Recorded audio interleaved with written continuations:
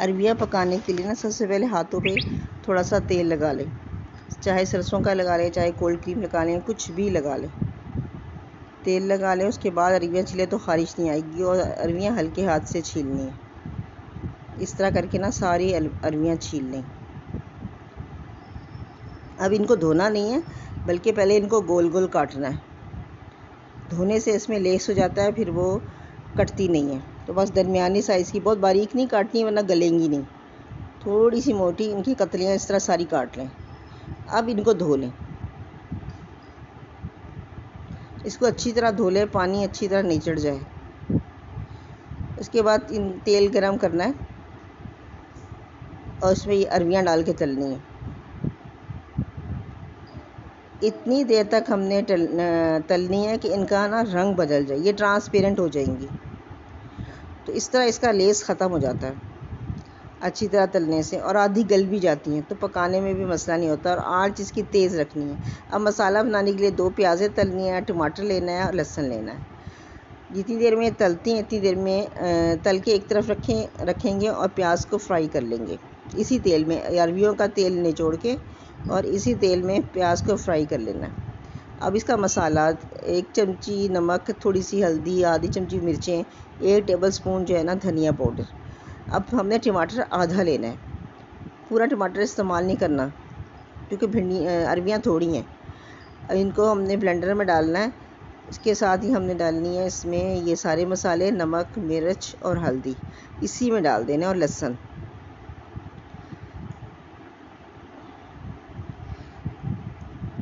जितना हमने मसाला लिया था, जैसे था नमक, मिर्च और हल्दी, ये सब चीज़ें इसमें डाल देनी है।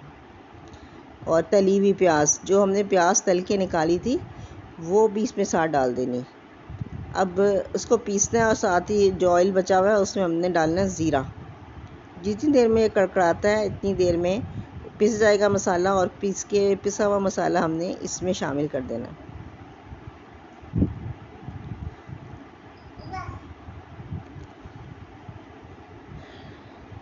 इस गरम तेल में मसाले को अच्छी तरह गलाना है। पहले इसमें थोड़ा सा पानी डाल देना ताकि ये चीज़ें जो है ना गल जाएं। एकदम जो होता सूखा मसाला नहीं होना चाहिए। फिर ये गल गया और ये खुश्क हो गया, इतना भूनना है कि इसका घी निकल आए, ऑयल निकल आए। अब इसमें तली हुई भिंडियाँ डालनी है और उनको भी साथ साथ भूनना है।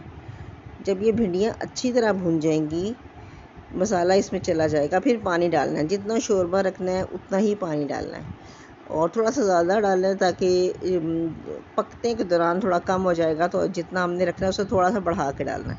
पहले आंच तेज़ करनी है, उसके बाद हमने इसको ना आंच को हल्का करना है। अच्छी तरह इसके किनारे साफ़ कर लेने हैं देगची के, ताकि जलने की खुशबू, मसाले के जलने की खुशबू हांडी में ना आए। तो साथ साथ थोड़ा थोड़ा पानी डाल के इसकी देगची के किनारे साफ़ कर लेने हैं।